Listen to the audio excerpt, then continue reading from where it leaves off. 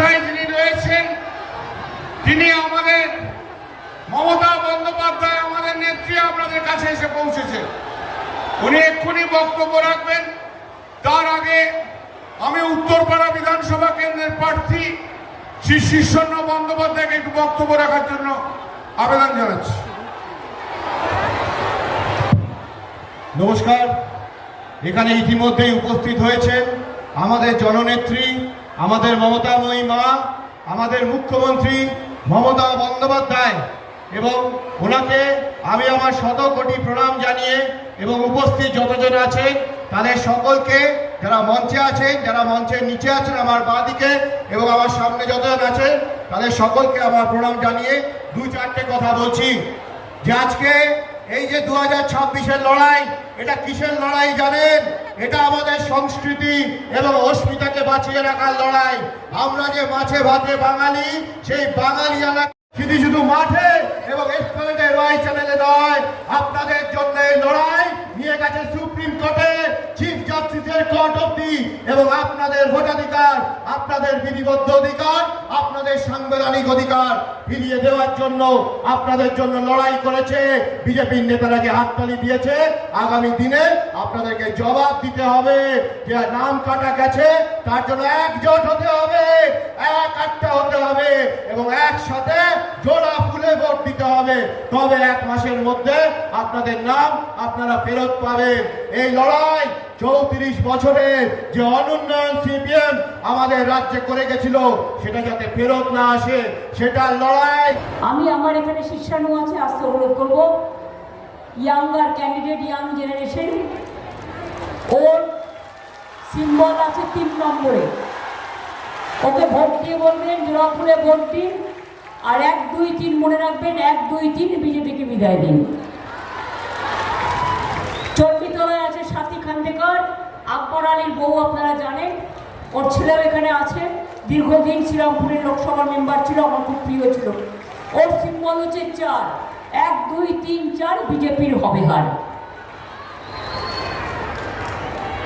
আমি এখানে প্রবীরদা, দিলীপ যাদব থেকে শুরু করে অনেককেই দেখতে পাচ্ছি, কিন্তু সবার নাম হয়তো এই বড় বড় সবাই বলা সম্ভব হয় না, কিন্তু যারা বসে আছেন নিচে এবং ওপরে তারা কিন্তু আমাদের সকলেরই অত্যন্ত প্রিয় এবং তারা দলের অ্যাসেট।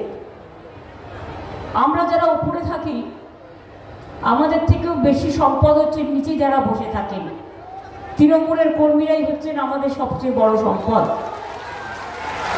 আপনারা এর আগেও তৃণমূলের জন্মদাত্রী মা, তৃণমূলকে লালন পালন করেছেন, আর আপনারা দেখতে পাচ্ছেন কল্যাণ কিভাবে ফাইট করে লোকসভায়।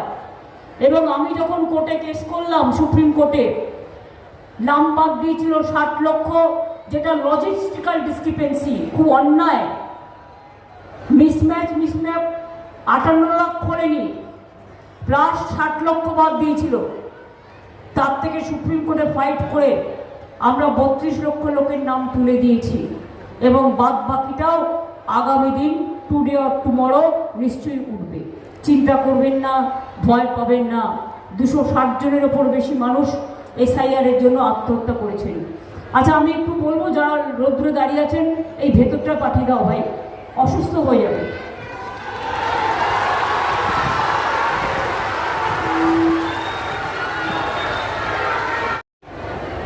চন্দননগরের প্রার্থী ইন্দ্রনীল সেনও রিসরা এবং ভদ্রেশ্বরে আছেন। আমি তাকেও ফুললি সমর্থন করার জন্য, জোড়া ফুলে ভোট দেওয়ার জন্য অনুরোধ করছি। একজন প্রখ্যাত গায়ক এবং আমার সাথে অলওয়েজ থাকে।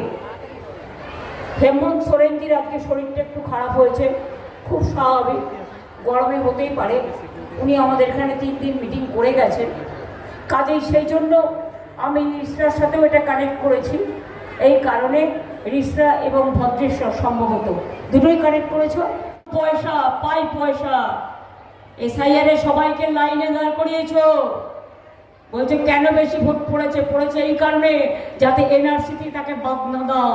তোমাকে দেখে ভোট দেয়নি, কিছু লোককে তুমি ম্যানেজ করতে পারো টাকা দিয়ে। কেন ইলেকশনের সময় ফর্ম ফিল আপ করতে হচ্ছে, আগে কেন করোনি? আমরা তো যুবসাথী বাজেটে করে দিয়েছি, তোমরা কেন বাজেটে করোনি? বাজেট তো এক সময়ই হয়। তোমরা কেন সব ভান্ডার পান্ডার যেসব মিথ্যে কথা বলছো, এগুলো তোমরা আগে কেন করোনি বাজেটের সময়? আর শুধু একটা রাজ্যে হয়? তোমরা দেশ চালাচ্ছ, সারা দেশে হতে হয়। এইটুকু চালাকি মানুষ বুঝবে না? ওদের বুদ্ধির গোড়ায় একটু ধোঁয়া দেওয়ার দরকার আছে। মাথাটা হচ্ছে পুরো বিষবৃক্ষে ভরা। বট গাছের ছায়া নাই, আম গাছের ছায়াও নাই, আছে বিষবৃক্ষের ছায়া, আর হচ্ছে বিচুটি পাতার ছোঁয়া। এরা বাংলাকে চেনে না। আর আপনারা কি করেছেন বাংলার জন্য, দেশের জন্য কিছু করেছেন?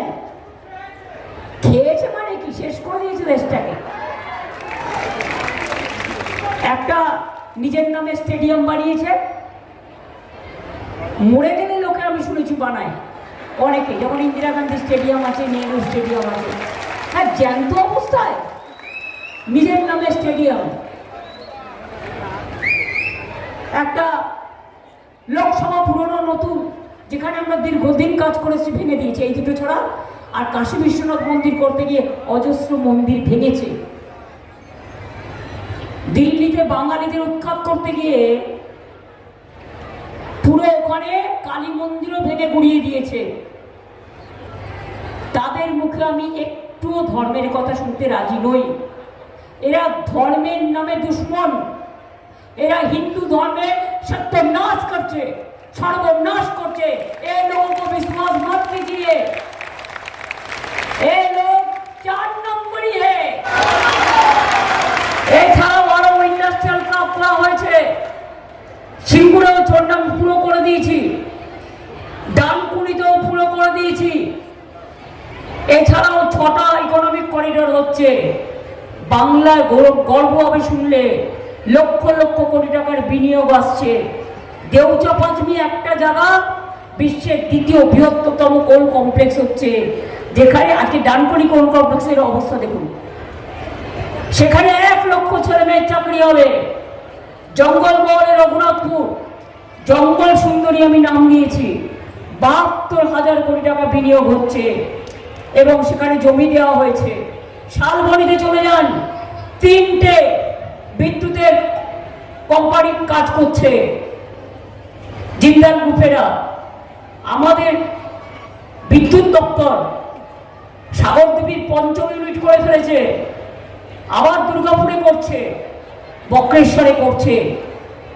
আগে মনে আছে আপনাদের, সকাল হলেই শুরু হতো লোডশেডিং, দুপুরে লোডশেডিং, বিকেলে লোডশেডিং, ঘুমে লোডশেডিং, খেতে গেলে লোডশেডিং। কি শেষ করে দিয়েছি তো? এর জন্য একটা কৃতিত্ব দিন।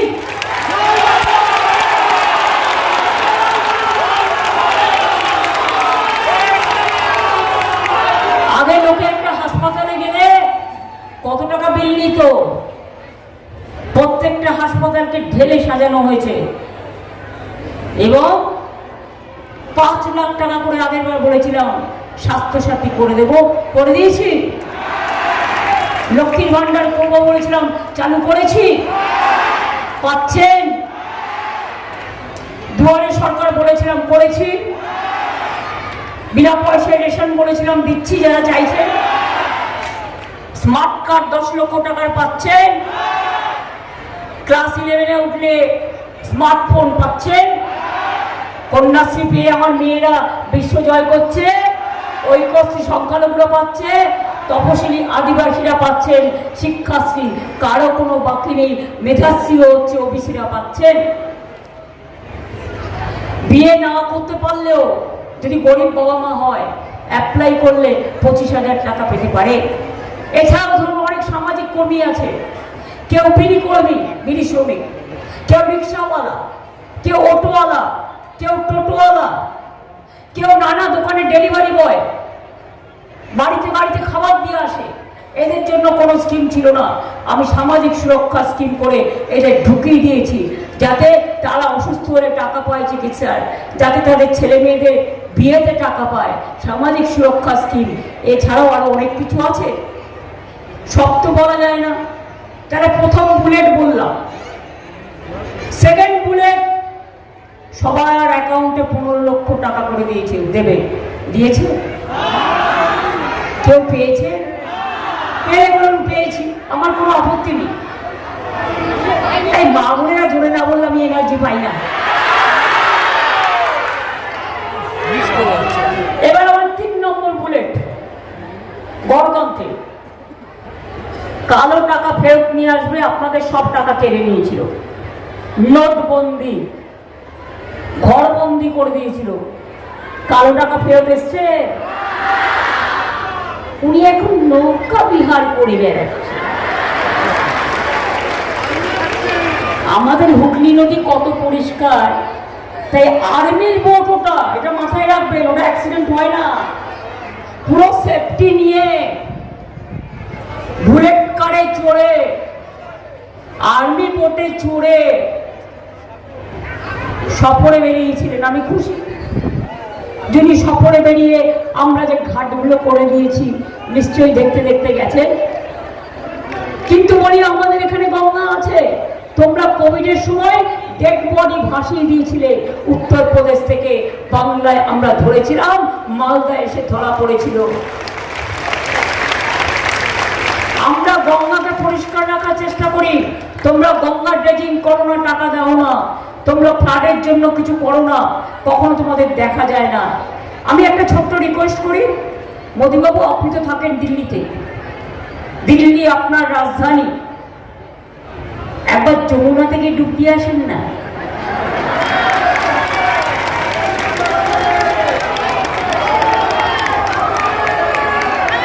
ওটা দূষণে ভর্তি হয়ে গেছে। বাবা, দূষণে যাবে, চামড়া নষ্ট হয়ে যাবে না। আইন সবার জন্য এক, কোনো কমপ্লেনের আমাদের গুরুত্ব দেয় না। সব তৃণমূলকে গ্রেপ্তার করতে হবে, সব তৃণমূলকে পেটাতে হবে, সব তৃণমূলকে লড়তে হবে। তাহলে জেনে রাখুন, ঘরে ঘরে আমার তৃণমূলের জোড়া ফুল আছে। তোমাদের তো কিছু নয়। এজেন্সিকে ভাড়া করে বাইরে থেকে লোক আসছে, যত মিটিং ওরা করে জেনে রাখুন, সব টেনে করে লোক নিয়ে আসে। আমি চ্যালেঞ্জ করে বলছি, লোকাল লোক থাকে না, লোকাল লোক 100 থাকলে 900 লোক বাইরে। ভালো থাকবেন, শান্তিতে থাকবেন। ও বাবা, অনেক দেরি হয়ে গেছে, দমদম মিছিল আছে, চললাম। ভালো থাকবেন। জয় হিন্দ, বন্দে মাতরম, ইনশাআল্লাহ। জয় বাংলা, জয় বাংলা, জয় বাংলা, জয় বাংলা, জয় বাংলা, জয় বাংলা। দেরি হয়ে গেছে। জনসভা, জনজোয়ার হলো এবং মাননীয় মুখ্যমন্ত্রী আজকে মানবিক ভাবে আগে দেখা গেল। আমি এতদিন মমতা বন্দ্যোপাধ্যায়ের প্রতিনিধিত্ব করে যে ভালোবাসা পাচ্ছিলাম বিগত 35-40 দিন, সেই ভালোবাসা, যার জন্য সে ভালোবাসা, সে নিজে আজকে সে ভালোবাসা দেখে এবং বুঝে এখান থেকে গেলেন, এটাই আমার মনে সবথেকে বড় শান্তি। এতগুলো দিন প্রচার করলেন, কি বুঝছেন উত্তরপাড়ার? আর দেখুন, সবাই নিজের বাড়ির ছেলের মতো ভালোবাসছে, এটাই তো ভালোবাসা। বিরোধীরা যেভাবে মানে প্রচারের পর প্রচার করছে এবং হেভি ওয়েটদেরকে নিয়ে আসছেন, আজকে মাননীয় মুখ্যমন্ত্রী সেই ব্যাপারে আজকে কথা বলে দিলেন যে আর কটা দিন মাত্র, তারপরে কিন্তু সব হাওয়া হয়ে যাবে। এই ব্যাপারে আজকে দেখুন, হেভিওয়েট প্রার্থীরা আরো হেভিওয়েট থেকে নিয়ে আসছেন। আমি ঘরের ছেলে, প্রথম থেকেই বলেছি আমি কোনো হেভিওয়েট নই, আমি কোনো পার্টি, আমি স্টেট সেক্রেটারি নই, আমি কোনো এক্স-এনএসজি কমান্ডার নই। আমার একটাই পরিচয়, আমি ঘরের ছেলে এবং ঘরের মেয়ে, বাংলার মেয়ে আজকে এসে ঘরের ছেলের জন্য প্রচার করে গেলেন। আমি তো বলছি মুখ্যমন্ত্রী মাত্র আর 4 থেকে 5 দিন নিজের গতি রাখতে পারবেন তো? লিডার অফ অপোজিশন করতে পারবেন তো? লিডার অফ অপোজিশন করার জন্য 30টা এমএলএ লাগে, সেটা জানেন তো? আগে 30টা এমএলএ বার করুন পশ্চিমবাংলা থেকে, তারপরে বড় বড় কথা বলবেন। স্বরাষ্ট্রমন্ত্রী চলে এলেন আপনার বিরোধীদের প্রচার করতে, কি বলবেন? দেখুন, ওনাকে তো একটা প্রশ্ন রেখেছিলাম যে কেন শুধু ভোটের আগে 15 দিন আসতে হলো, কেন আমাদের দুর্গাপুজো আসেননি 7 দিন, কেন নববর্ষে 2 দিন আসেননি, কেন শকুন্তলা মা, শীতলা মায়ের পুজো আসেননি, কেন কালী পুজো 2 দিন আসেননি, কেন ঈদের 3 দিন আসেননি? তাহলে আপনার বাংলার মানুষকে প্রয়োজন শুধুমাত্র ভোটের জন্য। আপনি উত্তরপাড়ায় এসে ফাঁকা মাঠে মিটিং করে এটা বুঝিয়ে গেলেন যে বাংলার মানুষকে ভোট ছাড়া আর কোনো প্রয়োজনে আপনাদের লাগবে না।